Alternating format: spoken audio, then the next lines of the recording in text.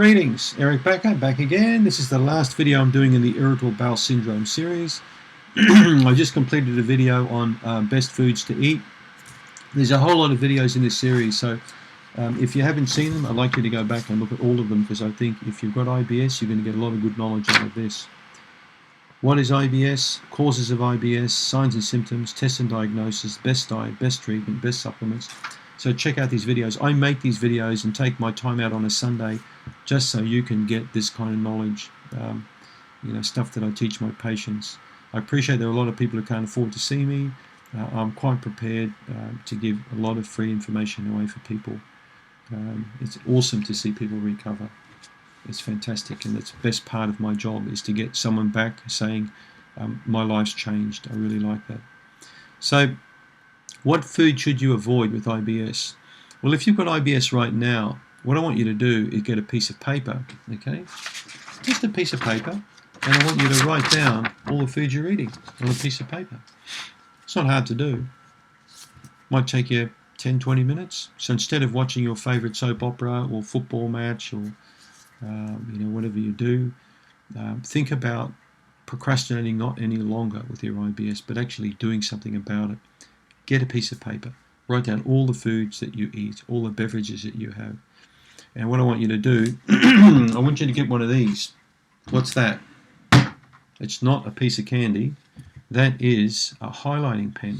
So what you do is you open it, and then you have a really critical look at that piece of paper, and you highlight all the foods that you know you shouldn't be having.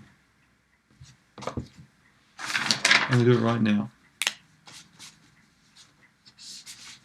No.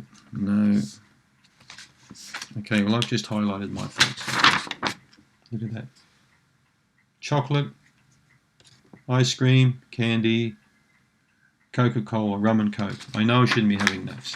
I've been a naughty boy. All right? But you get my point. I'm just being a bit silly at the moment. The point I'm making is, if you've been honest to yourself and you've written out that list, everything you eat and drink, then the highlighter should reveal at least 6, if not more, choices on that list that you know you shouldn't have. Then why the hell are you having them? Your bowel's irritated. Why are you having these foods and drinks for? Think about it. Oh, but I only have a piece of chocolate once a week. I only have a bag of chippies once a week when I'm watching my rugby game. I only have XYZ food here and there. It's not the point. The point is you want to recover. If you want to recover, you need to harden the bleep up. You need to make choices, okay? The choices are either going to work for you or against you. It's your call, all right? Now, if you haven't already clicked off this video because you feel annoyed by me, you will be surprised how many times a person has said to me, the best advice you gave me was for me to analyze my diet very carefully and to be totally honest with myself, because I don't think you're being honest with yourself. If you're going to seek help with IBS and you haven't been very honest with yourself and made a critical assessment of your diet and made strong choices, because you know what to eat. No one has to tell you to avoid sweets, to avoid ice cream, to avoid Coke, to avoid takeaway food, all that sort of junky, crappy stuff in your diet.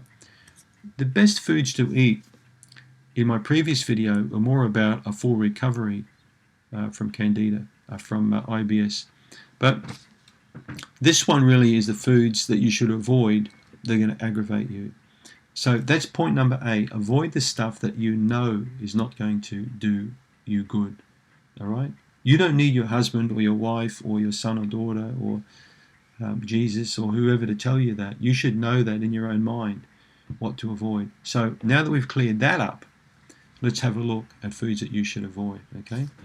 Because that's the big point, is stuff that you know you should avoid, but you're still having anyway. When you eat a food, the food's either going to make you feel okay, all right, make you feel good, or make you feel not so good. So when you get older like me, you should have developed some kind of an intuition or sixth sense about a food. Now I know myself that I feel really good when I have rolled oats in the morning. I get high quality rolled oats. I just cook them in spring water, and that's my breakfast every morning.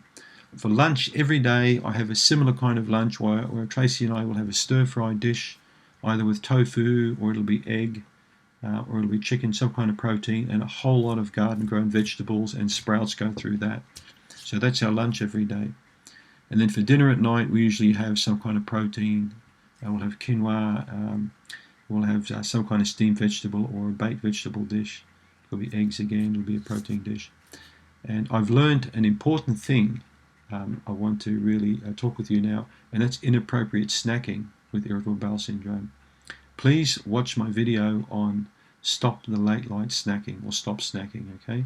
So when you've had your dinner at night and you're sitting down there watching TV or reading a book or going on Facebook or doing whatever you do, this is the danger time with IBS patients.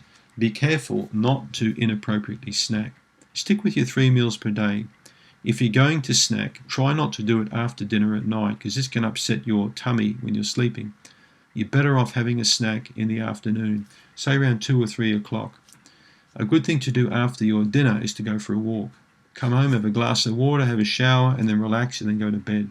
Break up your ritual, because this will stop inappropriate snacking. All right? If you've eaten a food and you feel it doesn't sit right in your gut, make a note of that food. A couple of days later, have that food again. If you think it doesn't sit right with me, you want to avoid the food. The other thing that you want to do also, if you're unsure, is the Dr. Coco pulse test. So check that out online, pulse test, Dr. Coco. That's C-O-C-O-A, Dr. Coco pulse test. That could give you also a bit of an insight into foods that could be really problematic for you. Right? There's no hard and fast rules on foods to eat and foods to avoid, but common sense prevails.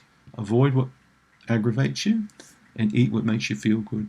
No inappropriate snacking, healthy clean food choices, and avoid processed foods. This is the big one, guys. There's stuff in cans, packages, frozen dinners. Basically the stuff in the supermarket is not conducive for good gut health.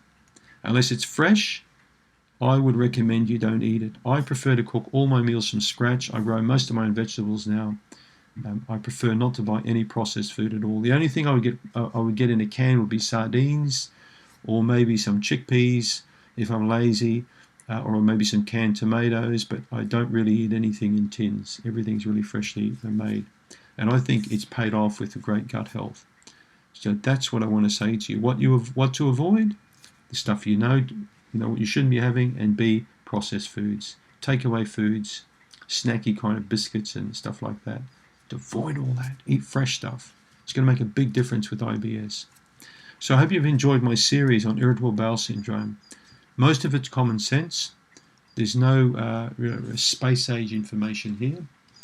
If you're not a subscriber to my channel and you've watched my series, please subscribe. I do appreciate the feedback and the comments I'm getting, and look forward to catching up with you guys in the future.